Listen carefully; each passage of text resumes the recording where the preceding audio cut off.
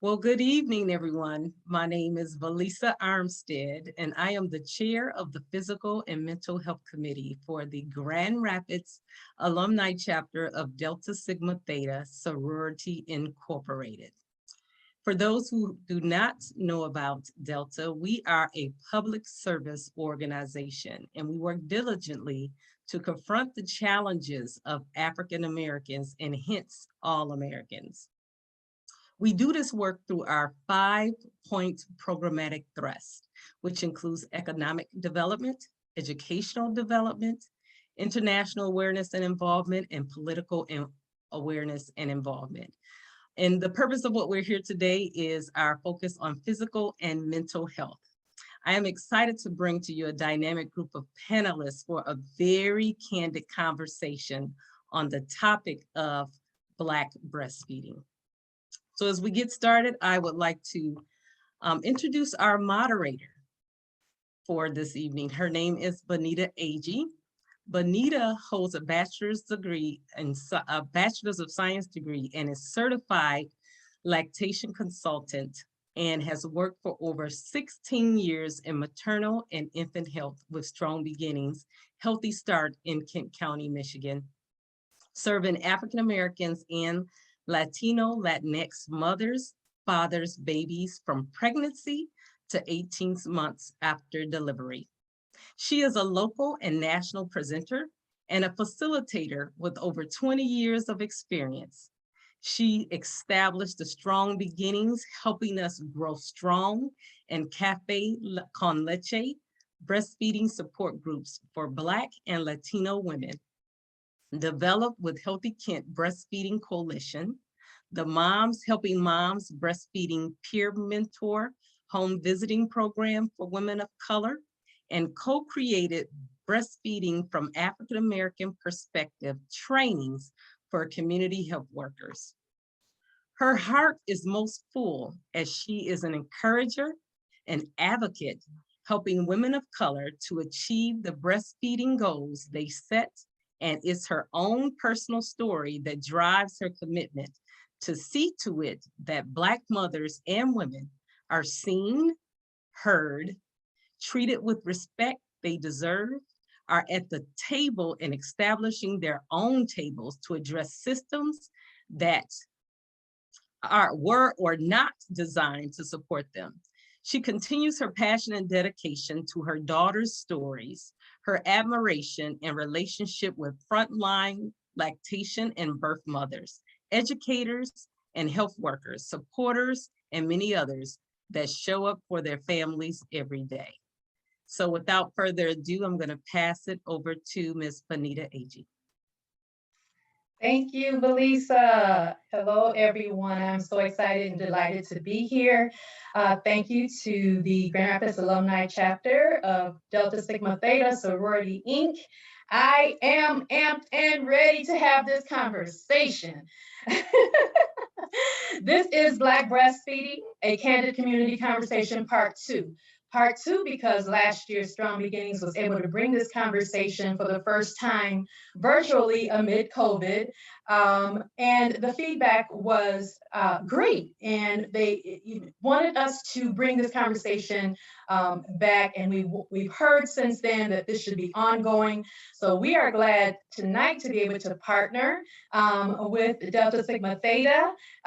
We were able to reach Kent County last year. We are so excited to have panelists who cross Kent County into a different city in Michigan, different counties in Michigan, and through Delta Sigma Theta, hopefully we are live and being viewed and heard across our nation. Woo! I'm excited about that. So Candid, I'm very intentional about the title. Candid means straightforward. Sometimes it means raw.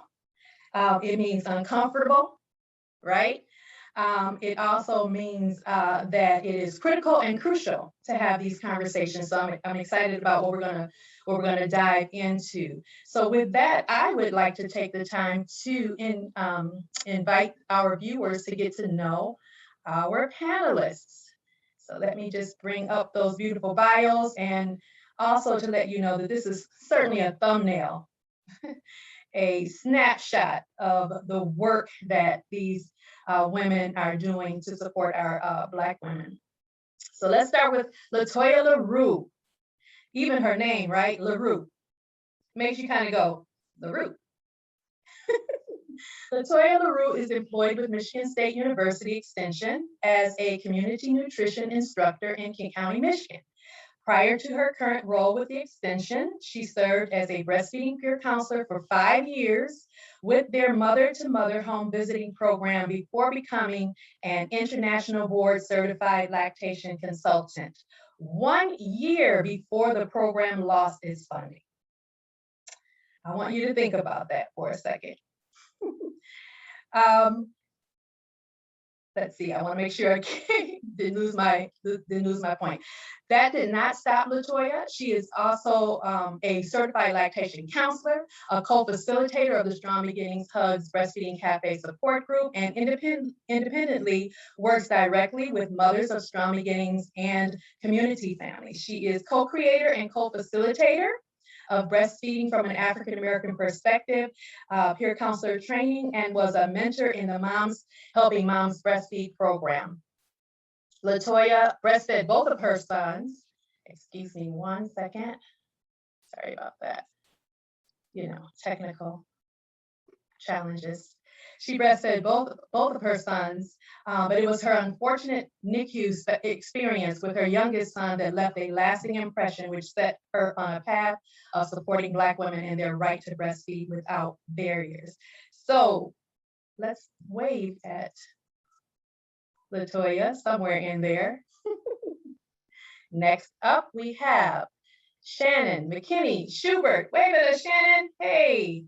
Shannon McKinney Schubert holds a master's in public health, and she is a certified lactation counselor. She is passionate about serving alongside families and lactation supporters who give everything they can, doing their best for each child while navigating systems that undervalue mothers and their breast milk. These families and their supporters fuel her desire to dismantle structural roadblocks and cultivate new systems that put breastfeeding success within reach without the extraordinary privilege and sacrifices currently required.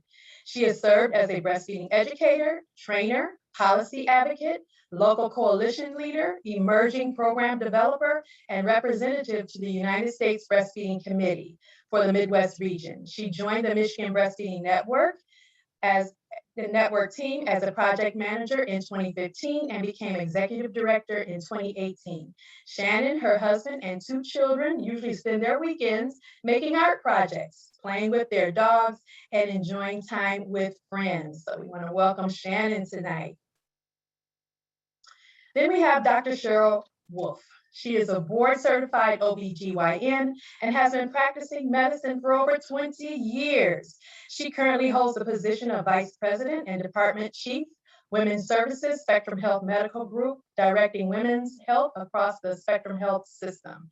In her previous role, Dr. Wolf served as the vice chair of equity and strategic initiatives and director of ambulatory services in the Department of OBGYN at Rush University and Medical Center. In her position as Department Vice Chief of Equity and Strategic Initiatives, Dr. Wolf directed the Maternal Equity Program at Rush with a focus on identifying and addressing racial disparities in women's health care, as well as working with department leadership to craft the strategic vision of the OBGYN department. In the past, Dr. Wolf has been a full-time physician in a busy solo private practice and chair of the Department of OBGYN at Mercy Hospital and Medical Center in Chicago.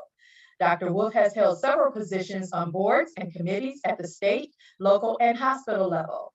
She was appointed by the governor to serve on the Illinois Hospital Licensing Board and was selected to serve on the Illinois Task Force on infant mortality and morbidity. She is also on the board of directors for Margaret's Village, a transitional housing facility for women, children, and families. Dr. Wolf has been on television, so we have a celebrity on with us tonight, ladies and gents. radio, social, and print media promoting women's health and awareness, especially in the African American communities. And one of Dr. Wolf's favorite quotes is from Maya Angelou: "Do the best you can do until you know better. And then when you know better, do better." So we want to welcome Dr. Wolf with us tonight. Kiera Baskin is founder of Bump to Birth Doula Services and program manager of Day One Doula Collective.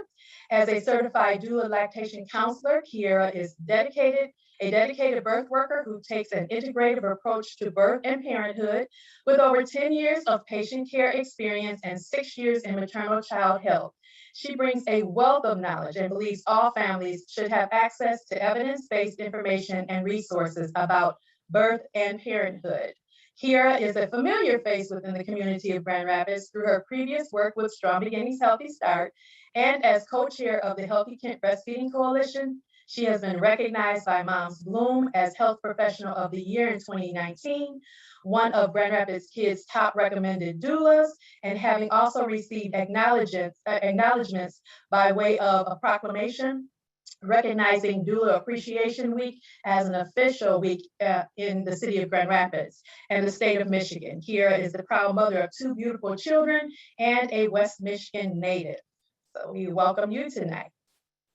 Last but certainly not least, Shantae Terhune Smith. Did I get it right, Shantae?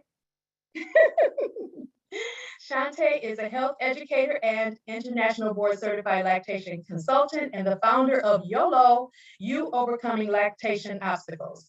Over the past 8 years, she has worked diligently in Genesee County to increase breastfeeding rates. She has worked at WIC in hospitals and at various pediatric and obstetrician clinics, promoting and educating women about breastfeeding. Shantae facilitates local support groups, partners with community organizations, provides birth and postpartum doula services, and is a trained childbirth educator. Shantae has worked with hundreds of families through education, support, and empowerment. She prides herself in caring, professional, efficient, and trustworthy care. She is an experienced presenter, program implementer, and thought leader. Community, family, and providing solutions that bring relief and joy molds the services that YOLO provides. Normalizing positive, empowering birth and breastfeeding is her passion. Her goal is to work alongside families to reach their birth and feeding goals. So we want to welcome each one of you tonight. How about you just come off of mute really quickly and just say hello to everyone. I want to hear your voices in this space before we get started. Good evening, everyone. Hi, everybody. Welcome, everyone. Hello. Awesome. Hello. Hi, everybody. Awesome. Thanks so much for having us. Yeah, we're going to have this conversation. I'm really excited. So, I know the topic is Black breastfeeding, a candid community conversation, but I don't think that we can talk about Black breastfeeding without talking about Black mothers, without talking about Black women. And so, and specifically, and in particular, maternal mortality, the maternal mortality crisis, the maternal mortality issue that's happening in the Black community. So I'd like to start the first question and address the first question to Dr. Cheryl Wolf. So first of all, I'd like to know a little bit about how you came to pursue being a doctor and specializing in women's health services, and maternal equity. Okay, thank you, Benita. So since we only have an hour and a half, I'll definitely keep this short. As far as my career in medicine, my goal was really to make certain that I was able to take care of people in my community. I grew up on the south side of Chicago. I spent most of my career in Chicago, and I really wanted to make certain that I stayed in the community. So I trained at a safety net hospital in Chicago, which unfortunately is closed, Mercy Hospital and Medical Center. OBGYN is by training, as was mentioned in my bio.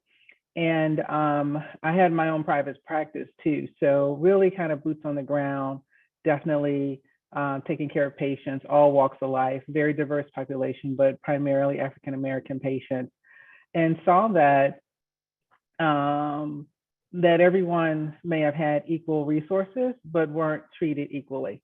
And I think that's a big difference when we talk about equity in healthcare, disparities in healthcare. It really doesn't matter how much money an African American woman makes, how much education she has, how much money her husband has, where she lives. She is still subjected to disparities in healthcare. She is still not listened to. She is still thought of as, to be, kind of disparaged. It's really, and I saw that on a regular basis. I saw how some of the nurses treated the patients. I saw how some of the physicians treated the patients, physicians I had trained side by side with. And sometimes not intentional, just not being aware.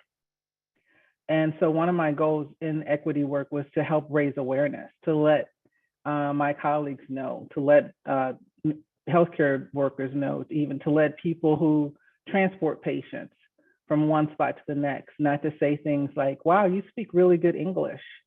You were raised in Chicago, you went to public schools. These are comments that I heard, that I personally heard, that were sometimes directed to me. Wow.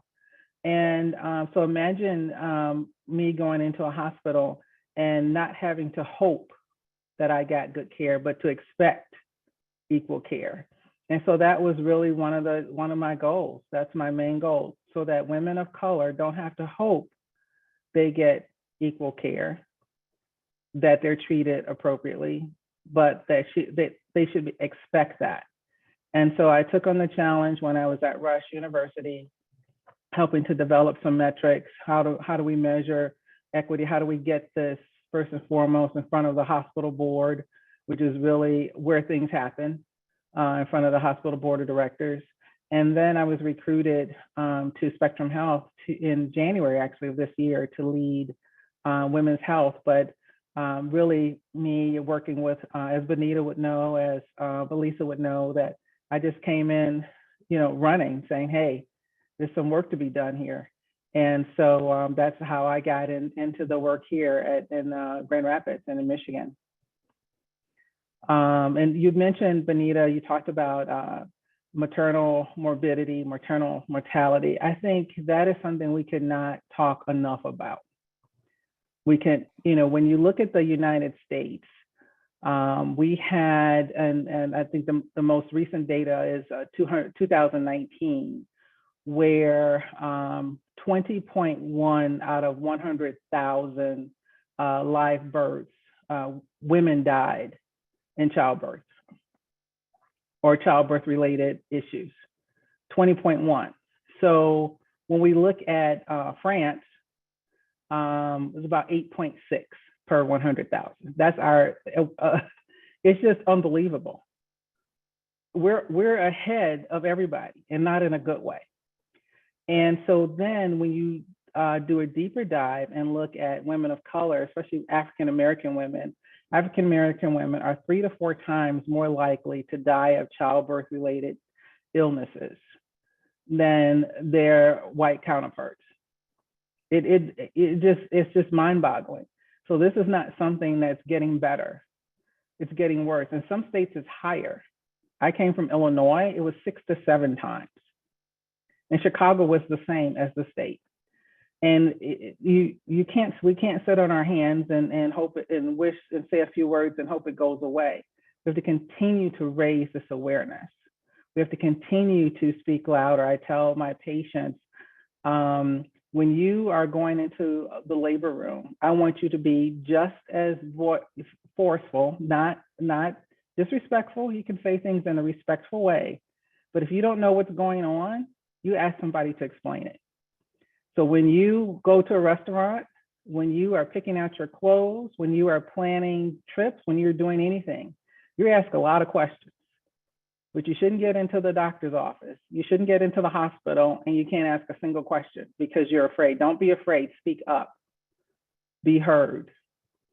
And so that is kind of my, in a nutshell, where I came from, what I'm doing, where I want to go. And then the blurb about maternal mortality, maternal morbidity, we have to speak up. It does not matter how much. I could walk into a hospital. We have had physicians who have died, and Black physicians who have died for childbirth-related illnesses, and they know what's going on. And so it doesn't matter. We all have to speak up. We all have to be heard. Thank you so much. And thank you for giving us a little of your backstory. That makes me think about one of the most wealthiest nations, where Black women are experiencing far worse maternal mortality or maternal health outcomes, when in the US,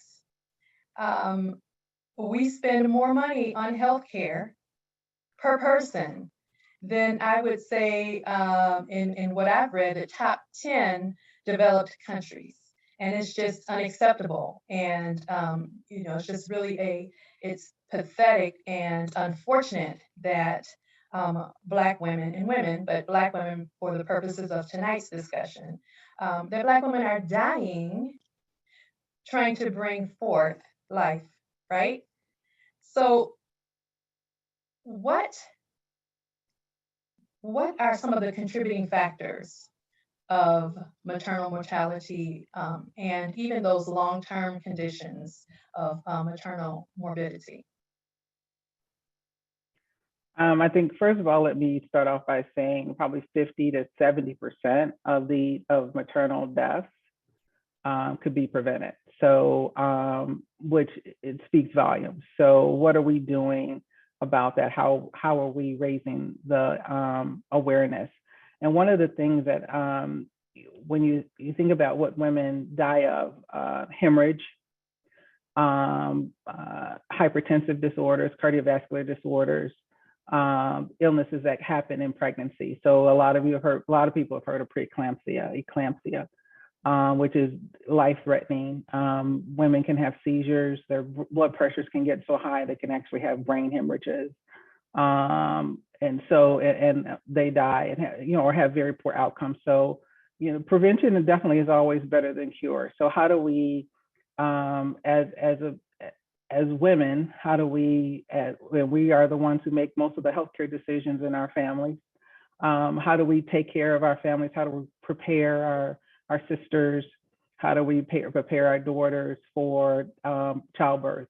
How do we prepare them for preconception? How do you get your body baby ready? How do you read? There's lots of information, and when I say information, I don't mean TikTok or Facebook as your primary source. Facebook has a lot of great groups on there, but it is not the major source of information. So, be mindful and thoughtful about where we get information and how we use that information. And how do you prepare yourself going forward? How do you, food, I don't miss any meals. Food is delicious. But how do we, get that healthy, as healthy as we can? And it doesn't mean you're not going to be model thin. People may not, you're not going to be that. But, how do we keep the junk out of our bodies? How do we, if we have diabetes, if we have hypertension, our family history of those, how do we take care of those things before? Let your provider who's taking care of you know, hey, I think I want to have a baby next year. I think I want to have a baby in 6 months. What do I need to do? Those are great questions to ask. And a lot of times patients don't ask them. They just, I'm pregnant. And then as we were talking about breastfeeding, a lot of my patients, if I ask, are you planning to feed your baby breast milk? Oh, that's nasty. I don't want to do that. Okay, well, what does that mean? Well, I don't want to do it. So continue to educate yourself, educate your family. I think that I love having discussions like this because, as Benita said, sometimes it gets raw, sometimes it gets uncomfortable. And so, but when it's about health, I say, let's get going. Let's get that information. Let's get it out there. Let's spread the word. And speaking of raw and uncomfortable, many times in these circles where we're having these conversations about health disparities and outcomes as it relates to Black families, the term whiteness comes up.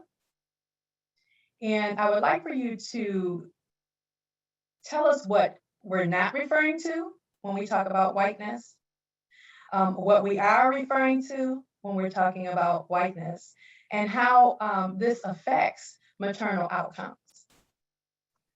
Yeah, I think that's a tough question, Benita. I think what we don't want is, it's not a one size fits all.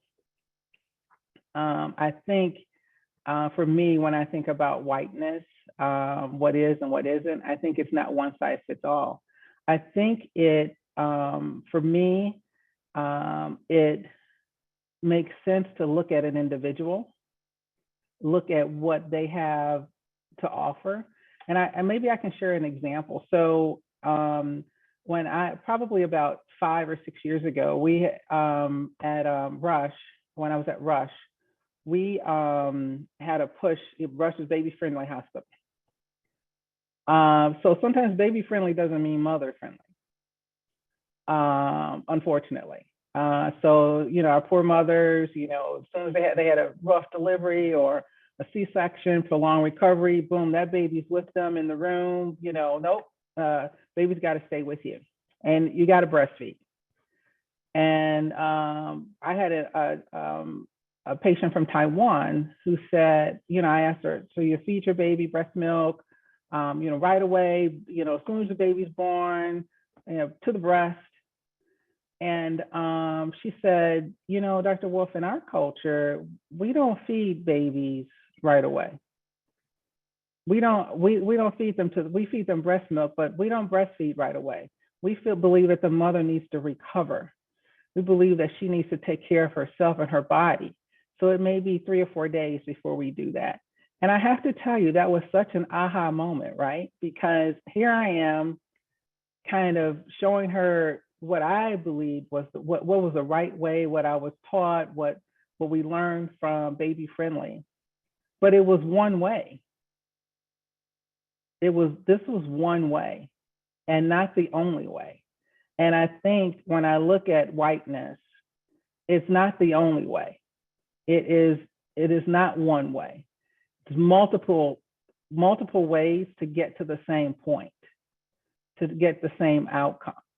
So this mother went on to feed her baby breast milk, but it wasn't on my timeline or on the Baby Friendly timeline, on the hospital timeline. It was on her timeline that fit her. And I really appreciate that example, because when I think about whiteness as a medical standard or as a scale to what is normal, that situation kind of reversed it, kind of took back. This mom took back what was rightfully hers, what she understood would be person-centered, what I would want to do. When I think about the standard, when we talk about whiteness, we're talking about these constructions of power and privilege that are afforded to a particular group of people. We're talking about systemic racism, institutional racism. We're talking about the setting up of unequal constructs, creating unequal outcomes. And I think about those what comes to mind are medical students, right? And so if we don't learn how to course correct, if we don't really lean into making changes, and being intentional about making those changes, those medical students go right into treating families, much of who we're talking about tonight, treating families with the standard that treating the white body is the standard, and that Black and brown bodies are not always the standard or an afterthought. So when I think about how Black women are dying, I think about, you mentioned the doctors that have passed away, right? The doctors who have died. And I know that Delta Sigma Theta had a soror who passed away. Dr. Wallace, I believe her name is, and I think about, Shallon Irvin, and I think about Kira Johnson, and all of those women who were educated, who were young, right? Who were Black women, who passed away. And in particular, the story of Kira Johnson comes to mind because I think about how I'm pretty sure all of them suffer, but in this particular scenario, after having her second son, she bled for 10 hours. 10 hours after giving birth before the hospital rose to do anything. And that is just unacceptable. And I can't imagine that it wasn't because her husband wasn't advocating. I would say that it was negligence and it was apathy towards this Black woman. And then you mentioned something earlier in our conversation about what you had heard from Charles Johnson in terms of his approach of how to deal with the scenario. And I hope that you could just take a few minutes and kind of share that with Yeah, us. I sure can. And just listening to her story, if you all have not heard her story, you can definitely go on YouTube and watch the whole video. It will break your heart. This young, vibrant woman spoke multiple languages, just active, just beautiful, smart, and she was an example of what has happened, of the deaths that we've seen, especially in African American women and Black women across the country.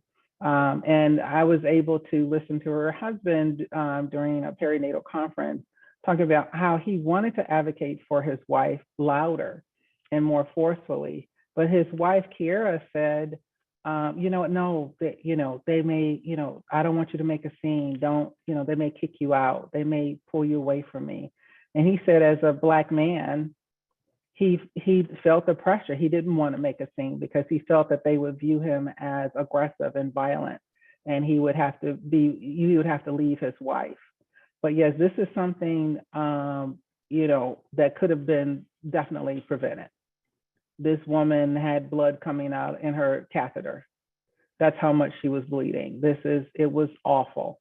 And she literally just bled to death. She exsanguinated. And by the time she was returned to the operating room, it was too late. She had lost too much blood, and they could not revive her. And she was a young woman, so she had some reserve. And she was not heard. She was not listened to. The CDC has a program called Hear Her. I urge you to look at that. It's an effort to give women signs of warning signs of maternal morbidity, which is high blood pressure. Are you feeling dizzy? Are you seeing spots? Are you having headaches? Are you, bleeding excessively? And really it gives you signs to when to call your provider and to be heard. And it's unfortunate that while we are experiencing these deaths, yet we have to have a law put in place, right? Because of Kira's story, her husband, working with Congress, was able to put in place and pass the Preventing Maternal Death Act. I mean, I can't even wrap my head around a law having to be enacted to prevent a right, or what should be a right, to live after giving birth. That is just, I just can't even process that.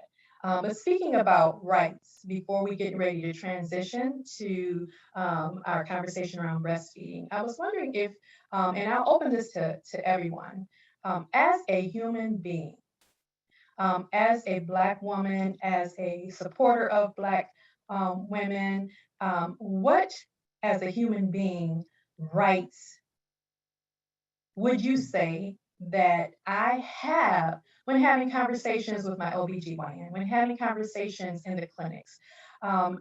what rights, general rights as a human, would you say that I have? And I will start the conversation by saying, and we talked about this earlier, I have the right to be heard and believed. I have the right to be heard and believed. And I will open it up for others to lean in and share what they feel Black women have the right of.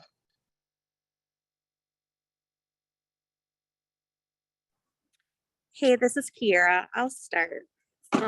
So as a doula, I do a lot of work talking to my clients about what their options are, and how to advocate for themselves. And I always talk to partners too about the education that's provided that you actually need as a human being and as a Black woman goes way beyond a childbirth education class.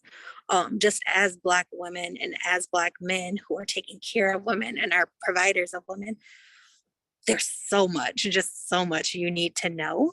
But when it comes to what you actually have the right to do, you have the right to pause. You have the right to think about the risk and benefits of things that are presented to you. If your provider is saying like, hey, we want to move forward with this procedure, you can pause for a minute and you can ask for, 5 to 10 minutes to think about that decision before you give a yes or no.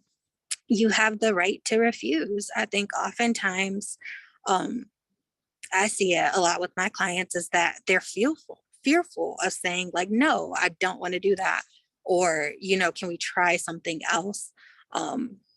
But you have the right to refuse. You have the right um, to ask for alternatives. A lot of times patients are intimidated about asking for other options. And one of the things that I see most common in particular is with the glucose test. Like if you've had a baby, you know about the glucose test. Nobody likes it. But oftentimes I see clients don't ask about alternative methods, even though there are. But those are just a few examples that I think are really important to highlight is that you have the right to pause and to have enough time to make a decision that's right for you. I'm a firm advocate in informed consent and informed decision making. So taking that moment to just kind of rest and think about, what will be an outcome of your decision. You have a right to refuse. And you just have a right to know all the risk and benefits of anything that's presented to you. Thank you, Kiera. Shannon, I see you put something in the chat. Can you just kind of share what resource you just layered into the chat? Yeah, it's called the Birthing People's Bill of Rights, and there's lots of variations of this one. I just looked it up, looked up that phrase and pulled this one, but there's lots of iterations on it. But it's the idea that I think Kira's really spoke it beautifully. Like you have the right to a pause and you have the right to, this one says bodily autonomy and self-determination, the right to choose your birth setting, the right to support during your labor and birth, the right to breastfeed, the right not to be separated from your baby, the right to understand the pros and cons of any procedure, the right to be able to reach your prenatal provider during your pregnancy. You have the right to an interpreter if you do not speak English. I would layer into that you have the right to, be served by folks that actually speak the language that is native to you, right? Because we live in a country without a national language. So English should not be the default to Dr. Wolf's, highlighting about defaulting to whiteness, right? But I think that you have all of these rights, and it's part of what's so frustrating about the way that birth is treated, especially for Black women and Indigenous women, specifically in this country, is that it's also layered with that question of but can I speak up? Will I be safe if I speak up? All of the things that Dr. Wolf was speaking to, those are the rights, but it's can you express those rights? I think is where we run into a lot of issues. Thank you, Shannon. Anyone else? Anyone else want to talk about women's rights? Yeah, I have to agree with Shannon Kiera. I think as a physician, I literally have, if we have an OB visit, you literally have 15 to 20 minutes. And so, which is crazy, but that's the world we live in, for most hospital settings. Even for a lot of freestanding clinics, we just don't have that much time for your one prenatal visit. So I tell my patients, come armed with the most important thing. If you have lingering questions, I love how Kira said you can put a pause on it. Sometimes, in healthcare, especially if it comes to a C-section, we live, this is what I live. I live emergency C-sections. I live emergency, urgent situations and deliveries, because I know what the next step is. But sometimes patients don't know. If you come running into a room all of a sudden, say you need a C-section right away, what does that mean to patients who everything has been fine for them? So I think it's really important, and you're not going to pause to, okay, I need to think about it, come back in an hour. We know that's not good. The goal of, I've never had a patient say, I got pregnant to have a vaginal birth. Never. You get pregnant to have a baby. And so you expect vaginal birth, but sometimes that doesn't happen. And so how can we as providers make certain that we are communicating the urgency of a situation in clear terms? How can we help you make that? How can we help you arrive to a decision about any type of procedure? How can I help you arrive to where I say you need a biopsy of your uterus? How do I help you get there? If I don't biopsy you, this could happen. If I do biopsy you, this can happen. If you don't have a C-section, this can happen. If you do have a C-section, this can happen. And how can we say that and that makes sense? Because if a cardiologist is talking to me about some heart procedure, I'm sorry, I don't speak that. I don't speak that language. That's a different language. Even though I'm a physician, that's different. So if we live something, I think the onus is on us as providers to make certain that we have our patients understand what we're talking about, so we can help them make a decision and not lord over them with, you could die if you don't have this, your baby could die. That's not helpful. Thank you so much. I think that everything that everyone said in terms of what rights we have, and just having the courage to speak up and understanding that we have the right to speak up. We have the right to be treated with respect. We have the right to receive quality, equitable care. We have the right not to be blamed for how I feel. Oh my God, I shouldn't be blamed for telling you that something isn't right. I feel differently. This does not feel normal. It should not be turned around on me to be made to feel that this is something that I am doing. We have the right to live and raise our children. We have, and I'll just say for those who are voiceless at this point, those who are no longer with us, we have a right, or they have a right not to be blamed for their own death. Not to be blamed for their own death. Oh my God. So as we transition into our next topic, Black breastfeeding, I'm going to ask Angela or Valisa, are there any comments or questions in the chat that you would like to bring forward? Yes, there are two that has popped up. The first is knowing that racism and unconscious bias are critical factors in disparities in maternal mortality and morbidity, as well as disparities in breastfeeding rates. What are the best ways to raise awareness or address these issues and or train providers, mainly white providers? Great question, and I will toss that out to any of our panelists to provide a response.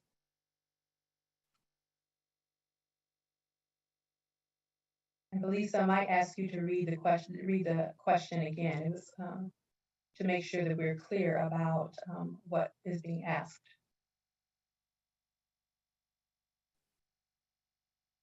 Yep, and I will also transfer it over to the chat, but it says, knowing that racism and unconscious bias are critical factors in disparities in maternal mortality and morbidity, as well as disparities in breastfeeding rates, what are the best ways to raise awareness, address these issues, and or train providers, mainly white providers?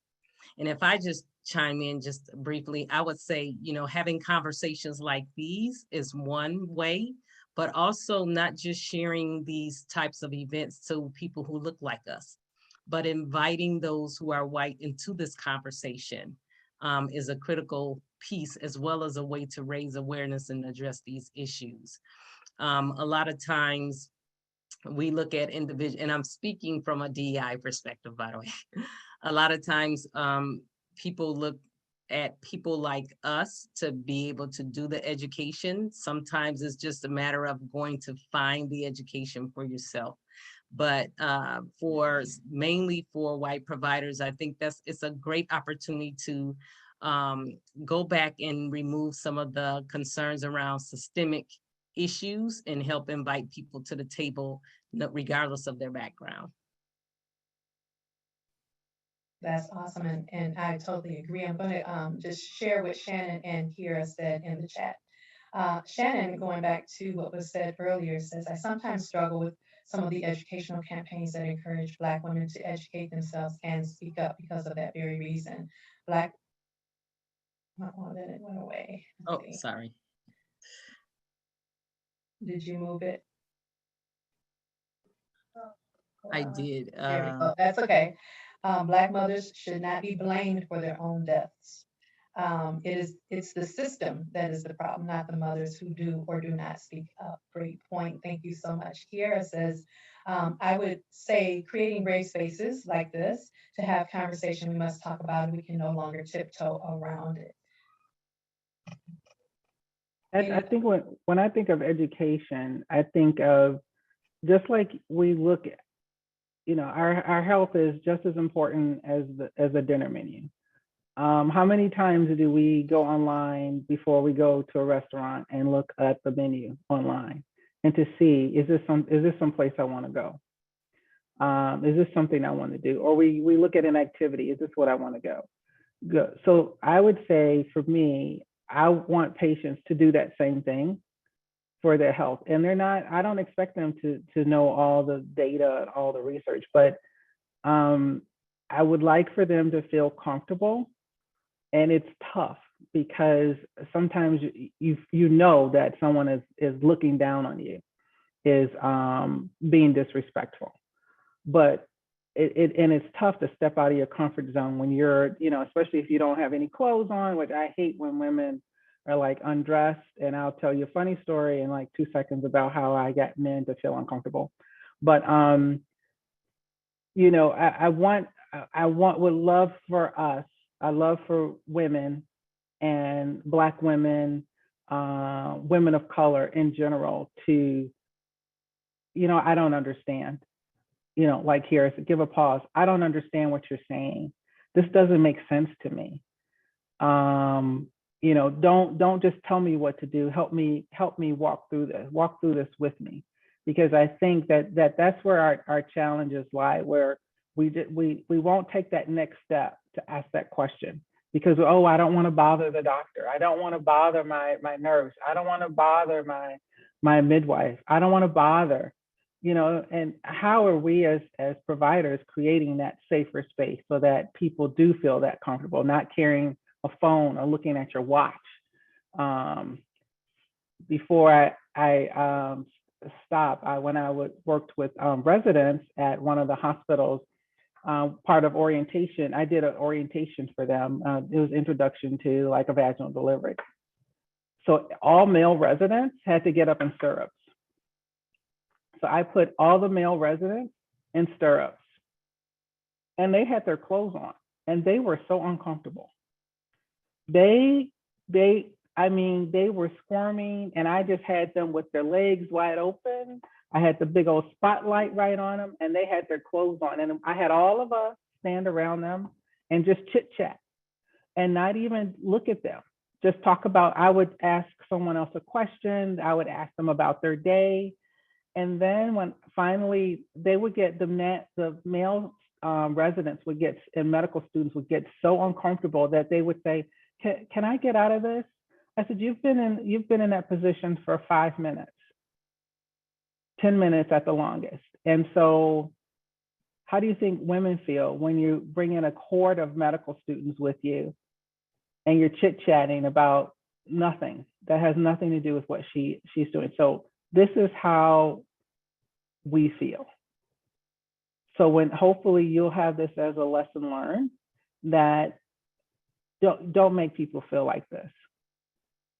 Make them, don't have them with their legs wide open, undressed, and you're not focused on them. I think that is awesome. I would have loved to have been in that room while that was happening. And the first time you shared that in a meeting I was in with you, I think everyone thought that was a great way to introduce and to kind of share and talk about what we experience when we're in those spaces. And yeah, so that, I think that is great. I want to also just thank Kiera for jumping on. She has to get back to some mamas. And so thank you, Kiera, for sharing and staying in the space, and we'll talk to you soon. Okay, so. I was gonna say, can I answer part of the question? Oh, absolutely. So the knowing that the racism and unconscious bias part, and what are ways to raise awareness. When moms see me prenatally, and I'm like, who did you pick to go with? Like, of course, I feel like knowing who are your trusted OBs in the community, like, and if you don't know, I kind of think the population, well, even if you're talking about educated moms or your population that is highest at risk, them and their resources as far as educating themselves and knowing who to go to, I think is kind of minimal. But I feel like if they know who is trusted in the community just for them to talk to as far as parenting and on their journey to motherhood, I think makes a difference. And knowing those people and suggesting who to go to. So like how Dr. Wolf was saying, 20 minutes for an OB appointment, we know that's nothing, right? Because by the time you check for the heartbeat and you do whatever else you're doing, that's probably like at least 10 minutes right there. But if I know like it's this awesome group of midwives and they're not gonna rush your appointment, that's who I'm gonna refer you to, because I know you're gonna have these questions. They're gonna give you attentive care. In a postpartum period, they come see you in the room and they'll spend 30 minutes to 45 minutes in the room just going over signs and symptoms and how are you feeling, and really spending time with your family and that transition to the postpartum period. I think that's important. I think that could really reduce disparities, because you're being attentive to care, you really following up, because how many OBs do you know around on their patients after delivery? It's usually a resident, or it's just a call and you check vitals and then you decide to discharge. As far as how do we address this with providers, I mean, the honest truth, even I've done this, I've educated providers. That's not gonna make a difference when it comes to breastfeeding. Residents, the younger residents, I feel like that's a great opportunity. I've had residents shadow me. I've had them come to like community breastfeeding education classes, and that's from a pediatrician who is overseeing them, and she thinks all of this is important. She's teaching them to connect with community-based organizations. She's teaching them to go out with families and see things from their perspectives. If you aren't including those types of things as a suggestion, as electives, then to me you're doing a disservice, because we already know they're not getting this education in school. So, and then for them to see the families that you have at risk, for them to get pump education, for them to get all of those things, and for them to have to write on a piece of paper what they learned, and them learning a breastfeeding technique, wherever that is, from a Black lactation consultant. I think that makes the difference too. If you're learning this from somebody that's already disconnected and has bias towards the community that's at risk that you serve in, you learning from a white person and then you learning from a Black person is going to look totally different. And then this is not like a 1-day rotation. This is a 2-week rotation.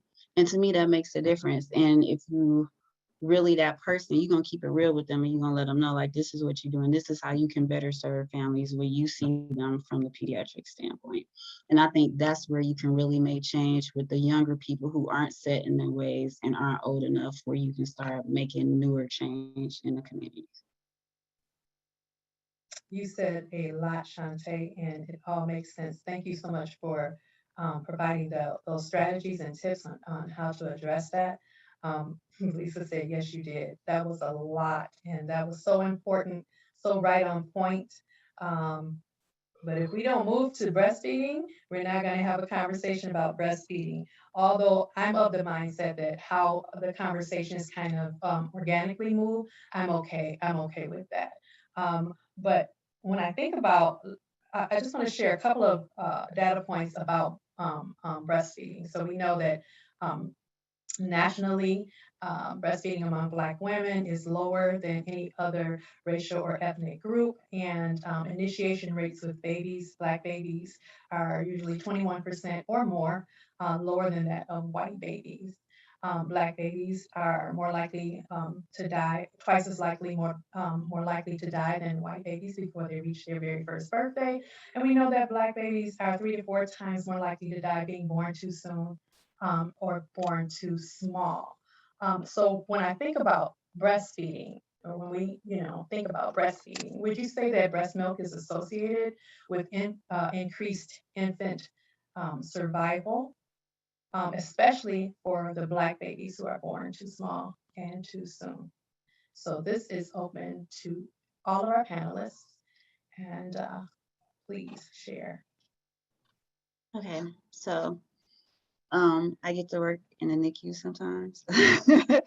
And this is something that neonatologists say, like they suggest it to families. Like, if you were to breastfeed, it could really impact your child's health. Like, they flat out tell families that, like, this could change the course of your baby's outcomes.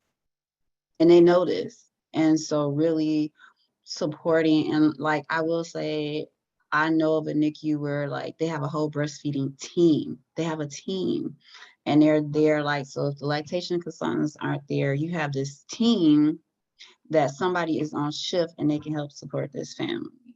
And so to me, that goes a long way, because the majority of your babies in NICU are Black. And they are very premature, and that can really impact their health, because I think we underestimate the healing of breast milk. And if to me it's like one of the best free naturally made medications that we have. And if we saw it as that, as the healing mechanism that it is, I think that could really change families. Thank you, Shantae. Anyone else?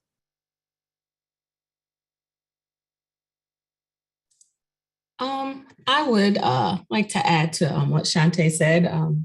Being a mom who had a baby in the NICU, I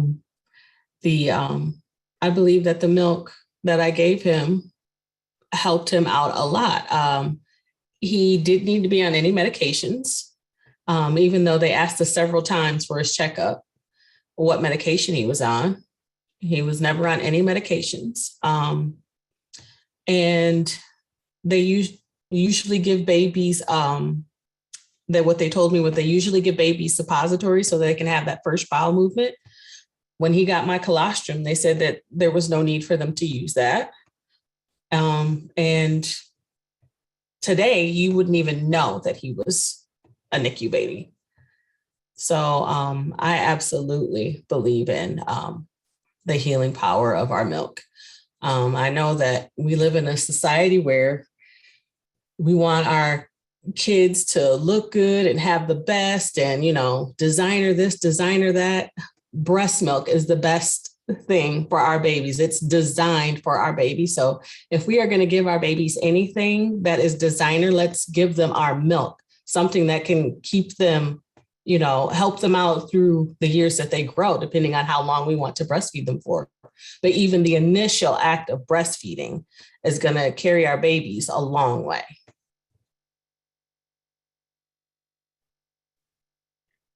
And I don't know whether I haven't researched this enough or looked it up in Michigan yet, but at least I know in Illinois that women who got public assistance, women who got WIC, if they were breastfeeding, they got a lot more food. We actually used to, because a lot of Black moms would come in. Okay, same in Michigan, thanks. A lot of Black moms would come in. Oh no, I'm not. As I said earlier, I'm not doing that. No, I'm not doing that. It takes too much time. It's nasty. Blah blah blah. And I would say, oh, are you planning to get WIC? Oh yeah. And I said, so look how much you get with WIC versus look how much you get if you don't breastfeed. Breastfeeding, it was such. It's like, oh, so that was one of the lures that we used. And you hate to say lure, but really there was just, hey, look how much more food you get if you plan to breastfeed your child. And that shows you that and it was healthy, these are the nutrients that you need. This is what you need to keep your milk healthy, full of nutrients for your baby. I just feel some of the comments I would love for you guys, the experts in breastfeeding, to, how do we remove that stigma of breastfeeding in the Black community? Because I think it's still there. And then in the indigenous populations, how do we help, stem that tide that shows that actually leads people to believe that breastfeeding is not really the breast milk. I don't even want to say breastfeeding, because sometimes women, I don't feel comfortable with that. I said, well, how about just breast milk? How about that? Ooh, this conversation is heating up now. Dr. Wolf, you placed, looks like you said you directed the question to Shannon, Shantae, and Latoya. Do you think there's a stigma of Black breastfeeding, of breastfeeding breast milk in the Black community? And I kind of want us to lean into that and kind of ask the question, with this stigma, where did this stigma come from? And do you feel that history or the history or the historical trauma that took place when Black women were enslaved as wet nurses? Shantae, I'm going to ask you to lean in and have a conversation about that, because I know you have something to say about that. So, I always feel like this one is tricky for me. The history is that's always, I feel, always be an aspect. Do I feel like it's one for the younger generation? I really don't feel like that's why they don't breastfeed. Like if you ask a 20-year-old right now, why you not breastfeeding? My ancestors, that's not usually the answer. I more so get that breastfeeding is a barrier. Like, so I think it's moving from the stigma to now the barrier, because it's either these are the things I hear. I still want to drink. Can I smoke? I have to go back to work like next week, and I just delivered my baby. I work at the factory, and I'm not going to risk my job for my other kids that I already have at home for me to keep trying to breastfeed this one. So to me, it's more of the barriers. And then if grandma isn't supportive, then that's the other barrier, because grandma might be looking at it like, oh, that's slavery. Oh, that's gross. You better get this baby some formula, because some people might look at it like, I can afford this formula. My mom made it. You know what I'm saying? It is like, no, but you can breastfeed. But then if we can't say, I can help protect your job and you can continue to breastfeed, or I don't have a place because I work at Speedway and I'm the only one on shift tonight, I can't get away to breastfeed, or I can't afford this Willow, this Freemy, this LV, a hands-free pump, so I can even get the milk still to my baby because you make these pumps $500 when you know the woman that don't have the office and working at McDonald's, she the one that need that pump the most. But we make those pumps like non-accessible to these families. So I think we got it all wrong. Like the Willow should be $100 or make it where it's covered by the insurance so that that mom that works at these type of places, she can do it. So it's not so much that I feel like it's the stigmas. I feel like it's the barriers. That's what I know.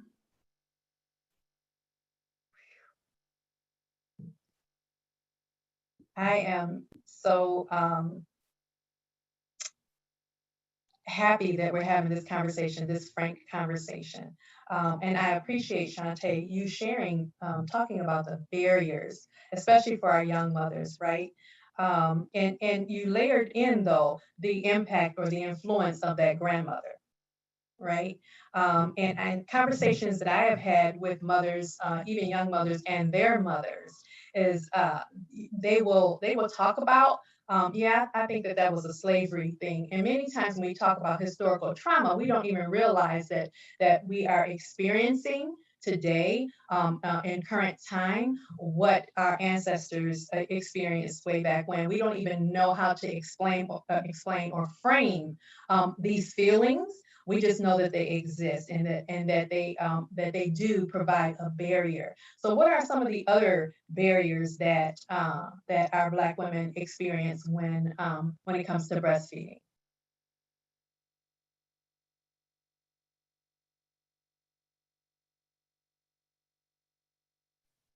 Okay, so let's talk about representation. Let's talk about sustaining Black-led birth workers and lactation consultants, so that Black women and Black bodies, Black pregnant women, can also receive care from people who look like them. Do you agree that that may be a barrier in terms of the lack of having representation? Look, I'll go Yes, ahead. This is I my agree. soapbox.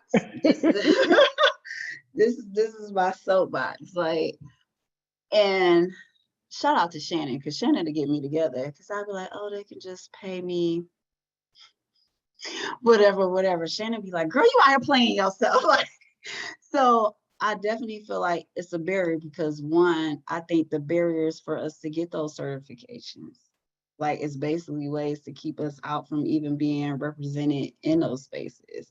Um, hospital settings, like if you post it where it's I have to be a RN to also be this IBCLC at your hospital, where you know you in a city and all of your IBCLCs are white. They don't even live in the city, not even from the city. They driving in and you can't, you have an IBCLC. It's not like you don't have pickings. You do, but you just don't even want to pick from that because you would rather exclude and create another barrier. So it's not just barriers for the families, it's even barriers for us to serve. Like that's insane to me. And then we aren't compensated fairly.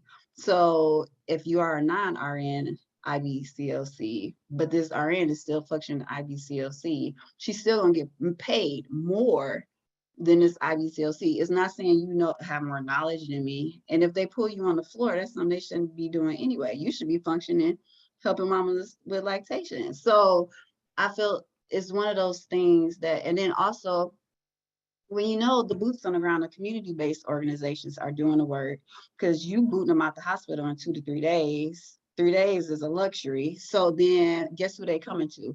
Because your outpatient clinic only got 2 to 3 appointments. You only seeing them here and there. And then for that Black mama, where as if her insurance might not be paying for her to come to your outpatient clinic, then guess where she gonna go to? She gonna go to WIC. So like how Dr. Wolf brought up WIC, but what if that mama can't, maybe she overqualified for WIC by a couple $100 for the year. Now where's she gonna go to next? And then if we're not putting money in a community-based organizations and all of a sudden your community, Shannon know this is my soapbox, and your community-based organization person, guess how many jobs she working? Because she's trying to overcome the red tape barriers from wherever she work at to still support the family. So she working her private practice job, your job, and then she working another job just to sit up here and put food on the table for her family to support families. So it's like you really disservicing everybody as a professional, the families. It's just a full circle of bias and discrimination. Like, people want us to come to the table. You want to hear our ideas of how you can make it look like you supporting Black families. But then you'll take the ideas, you'll get the funding, and you'll give none of us any of the money. So that's my horrible soapbox that drives me peanuts crazy. And even though it drives me crazy, Shannon still says I undercut myself, but it's the thing that I just loathe in our profession. It drives me bananas. Thank you for your soapbox, because we need you to stand on your soapbox. And, I have been privy to your soapbox on many occasions. So thank you for sharing that. It is necessary to have these conversations, right? People need to understand that Black lactation consultants and professionals and Black birth workers are underpaid. They are qualified, not recognized, and underpaid. And I have to bring this up. This was we were in one of the meetings, and Shannon, I need you to kind of appear here. We were in a meeting, and I think it was with the state, and I do realize that there are questions in the chat that we certainly will get to. But Shannon, we were in a meeting, and I think it was with the state. We were talking about seeking after grants, grant after grant after grant after grant after grant to sustain these Black-led birth workers and lactation workers. And it was something, if you all, let's see, where are you, Shannon? Let's see, there you are. Okay, you see, if those of you who can see her, how she sits in the chair, you know that Shannon is getting ready to say something exactly, because that's exactly what she does. She will sit up in the chair. And one of the things that you said on the call, and many people were on the call. There were a diverse group, but there were a lot of white people on the call.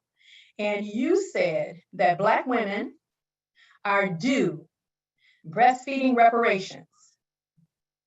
Breastfeeding reparations. And so tell us what you meant by that. And what was interesting is that, of course, the people of color on the call understood, and they, this is not a new conversation. But those of your white colleagues, I'm pretty sure they were taken aback by that. But why did you feel that that was necessary to say in that meeting? Yeah, so, I think Shantae has gotten me so fired up around this whole compensation thing. And then we just, we continue and talk about it a lot. And that's one of the core pieces of work that the Michigan Breastfeeding Network does. And we were talking about how, like, people think that it's enough to invest $50,000, $60,000 into a breastfeeding program and call it good enough. And there has been this conversation around, well, where do you get these funds? And I've been saying we need to add zeros to that, right? And we need to go for big money. And so somebody on the call said, well, let's find a billionaire, and, some billionaire who's giving away their money. And I got really frustrated by that, because one of the things that we've talked about a lot at the Michigan Breastfeeding Network is that a lot of the reason that Black women are not breastfeeding at the rates of white women right now is because that was a systemic decision by state government and federal government to make breastfeeding something that Black women did for white families, right, at the peril of their own babies. And then also to bring Indigenous families into the conversation here too, right? The ongoing genocide of Indigenous peoples and the forced separation of families. And we have that through the foster system. We have that through our childcare. We have it through our return to work, to Shantae's point about moms returning to work. We have all of these state sanctioned, like, these are state level decisions, right? The state, like at the policy level, legislation level decisions that make breastfeeding not possible. And so I believe, and I think, and within the Michigan Breastfeeding Network, we believe very strongly that the state should pay to repair those linkages that they've broken. I don't believe that Indigenous families or Black families should have to pay to reclaim traditions that were forcibly stolen from them. I believe that Black and Native or Black and Indigenous birth workers should be paid well, right? Well compensated, but not out of the pockets of Black families or Indigenous families to make those services happen. And so when we go in, when we're looking at funding and stuff, I push really hard on state and federal governments and say, like, you should be paying this. I don't, there's bigger conversations around reparations that are happening, but like there should be, this is a component of reparations of that, it needs to be a central component of it. So yeah, that's a really important point, I think, that the state should pay for Black and Indigenous folks to reclaim traditional breastfeeding practices. That's all I got to say is, that's digging down. That's the uncomfortable, raw conversation that we have to have. We do have a few questions in the Q&A, so I want to address those. And this would probably go back to Dr. Wolf. I've noticed an increase in C-section deliveries. Can anyone speak to why this may be occurring? And then I'll also add these next couple of questions. As Black women, our bodies have been hypersexualized, which has caused a distorted view of our bodies. I have worked with Black women who have said that breastfeeding is nasty. How can we work to change this narrative and stigma? I think we kind of touched on that. But the point about our bodies being hypersexualized, and then what are some tangible ways a breastfeeding mom can advocate at her workplace? These are all great questions. Well, I could speak to the C-section piece. I think all of us who in the field of obstetrics and even outside of the field of obstetrics are concerned about the number of C-sections, and it's really multifactorial. And actually, most hospitals have measures in place, and we're actually it's a CM. It's a metric it's a metrics that matter for Spectrum Health, but other organizations like the LEAP organization looks at how many C-sections we do. CMS looks at how many C-sections we do. And we'd love to, most hospitals want your rate to be 25% or less. So 75% vaginal births, 25% C-section. There are a lot of things that actually go into why we do C-sections. You want to think that it's most of the time you do a C-section because it's the best thing to do for a patient. A patient may have been laboring a very long time, or the fetal heart rate tracing looks ominous, or there are some patients who actually request a C-section, which we try to talk patients out of requesting C-sections. Our country is very, very litigious, and the old saying around, in our field of obstetrics is nobody got sued for doing a C-section too early. If you're concerned about a $20 million lawsuit, and that's not uncommon in Illinois, and it's becoming more common in Michigan, there are more C-sections. Women are getting heavier and heavier. And sometimes it's more challenging to deliver a baby vaginally. There are a lot of things that go into why we do C-sections, but you don't want to do C-sections. Primarily because once you put a scar on somebody's belly, once they have a scar on the uterus. Oh, I see this comment. I see your comment, Shannon. That sometimes, and I think it depends on the institution. It depends on the physician. I think that we're getting further and further away from that in large institutions. I don't know about small institutions, but you're really getting further and further away, especially when you have a 24-hour coverage in the labor room. So there was a time that there was no 24-hour coverage in the labor room. So if you had to go somewhere and you're a physician, let me get this baby delivered, C-section or vaginal. But now we have 24-hour coverage.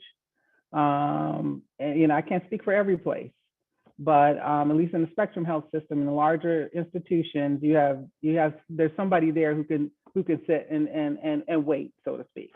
It doesn't always happen, but it's less and less that reason as opposed to some of the other things that I mentioned. Probably fear litigation is a huge factor in C-sections.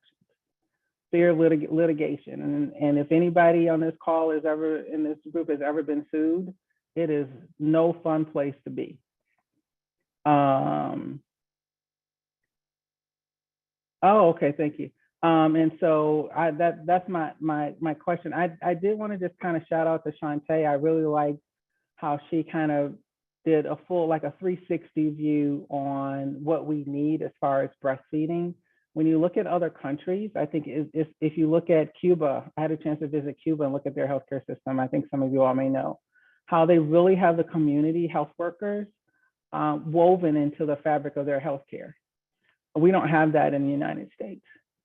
And why is Cuba's infant mortality less than ours? Why is their overall, their maternal mortality far less than ours? If you look at other countries, some of the African nations also have community health workers that are woven into the fabric of their healthcare, and how they really help their patients with breastfeeding and other issues. I'd love to see, I actually talked to someone at Priority Health in Michigan, said, why aren't we paying for doulas? You know, we need to have doulas. We need to pay for doulas. And so, you know, I'd love to see something like that. Why doesn't insurance like really, like, I don't mean like, oh, here's a few dollars. I mean like really pay for those services, because we know that doulas are an integral part of women, and especially Black and brown women, and how they do in labor and even beyond, all the care that they get before and after, those unanswered questions that we can't answer in our 15, 20, 25-minute visit. You know, that can, you know, why don't we pay for doulas? All right, I'm getting off my tiny little soapbox. Nothing like Shantae's, but it's a tiny little soapbox. We love soapbox.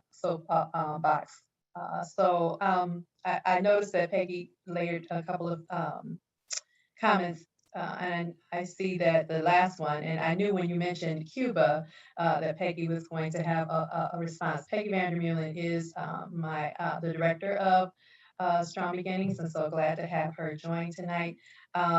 She says, because Cuba considers health a human right and prioritizes funding for healthcare and education above tax cuts of the rich and military, unlike the U.S. And then Belisa layered in representation matters. That's a whole different topic. And we are getting close to our time. I do want to ask our panelists to give me one feeling word when I mention the word reclamation.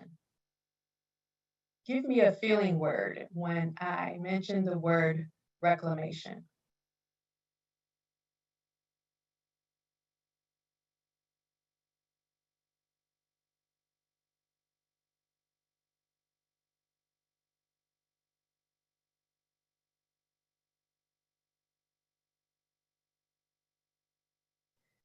So I'll just share a quick story. I was going to share a poem that one of our moms wrote last year as we were acknowledging and recognizing Black Breastfeeding Week. And she wrote a poem, and it was during a time of reflection of her childbearing years drawing to a close. And one of the things that I realized was she was also my co-host last year. And when I looked at the flyer from last year, the flyer said that she was a peer counselor. And so less than 1 year later, she has now become a certified lactation specialist and a birth doula in less than a year. And so for me, when I begin, Strong Beginnings has a campaign called Yes We Do. And every year we bring this campaign and this conversation to the community to yell and to raise awareness that Black women do breastfeed, right? We already talked about that. The data shows that Black women do breastfeed, you know, maybe lower, but it dispels the myth and the lie that Black women don't breastfeed.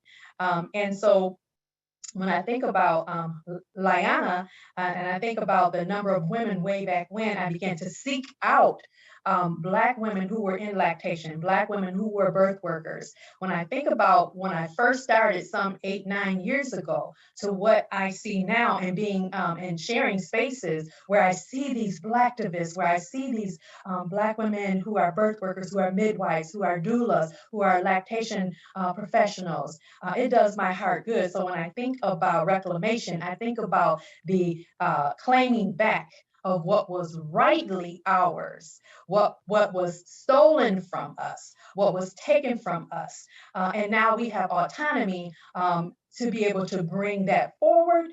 So when I think about reclamation, I think about Liana, and I think about her poem, which talked about how she looked back at her ancestors and how she was thankful that although what they went through was horrible, they went through it so that she can today be able to breastfeed her children. So when I think about reclamation, I think about the power that is coming forth, and you'll see it in multiple spaces where Black women are showing up for Black families. And so that just kind of gives me goosebumps. I am proud to see it. I think about Kiera. I think about how she's grown. I think about Latoya, who went from, you know what, I'm a peer counselor, but I've got to do more. And so I'm very grateful tonight. I think about Shantae. I, just recently met Shantae over the past year. I feel like I've known her for, forever. So I'm just really excited to see the growth and the expansion of Black women showing up in spaces where they're supposed to be. And also, showing up and saying to their white counterparts, you know what, I don't need you per se to speak for me. I don't need you to be in this space. I can appreciate you being in this space, but many times Black women can do the work themselves.